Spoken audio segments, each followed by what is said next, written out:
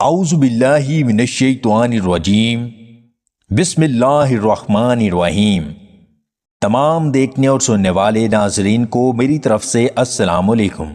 زخم پر لال مہندی بھگو کر لگانے سے زخم جلدی بھر جاتے ہیں۔ اگر دبلے پتلے جسم کو طاقتور اور فربا کرنا چاہتے ہیں تو روزانہ کیلے کھایا کریں۔ کمرے میں کلونجی کی دھونی دینے سے مکھیاں اور مچھر بھاگ جاتے ہیں۔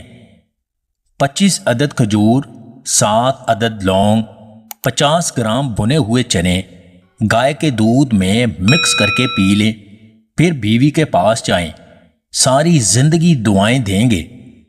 دانت یا داڑھ میں درد ہو تو لونگ کے سفوف میں لیموں کا رس مکس کر کے لگانے سے درد سے آرام مل جاتا ہے۔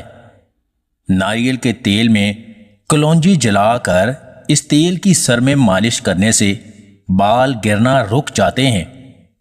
مچھلی کا سوپ پینے سے آنکھوں کی بینائی تیز ہوتی ہے۔ عورت خود کہے گی دوسری شادی کر لو۔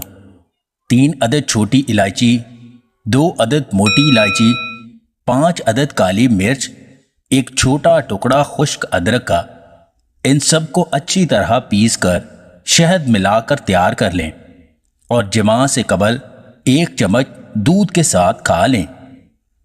اگر ٹانگوں میں درد رہتا ہے تو 21 دن لگاتار بادام کھانے سے ٹانگوں کا درد ہمیشہ کے لیے ختم ہو جائے گا۔